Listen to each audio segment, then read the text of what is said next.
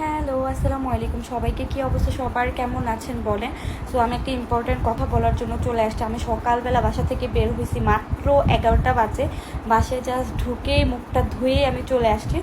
তো অনেক বেশি টায়ার্ড লাগতেছে, এত জায়গায় গিয়েছি আজকে। বসুন্ধরা, বাড়িধারা, ডিওইচএস, গুলশান, বনানী, ধানমন্ডি, মিরপুর, 300 ফিট দিয়ে নিচে উত্তরাতে।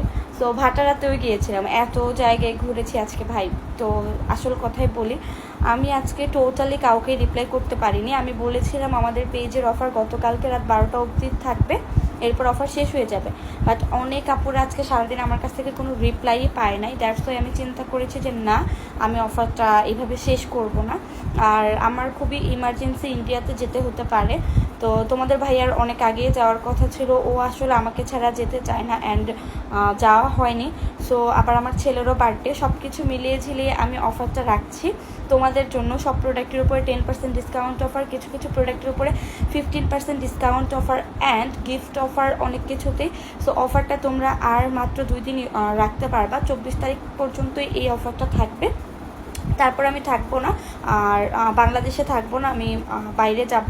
তাছাড়া আমার ছেলের বার্থডেও আছে। সো সব কিছু মিলিয়ে ঝিলে আমি চিন্তা করলাম যে ইয়েস, অফারটা রাখাই যায়। আর আমিও যেহেতু অ্যাক্টিভ হতে পারিনি, তো আমি আজকে ডেলিভারিও করতে পারিনি। I am extremely sorry for that. আমি অনেক বেশি বিজি ছিলাম।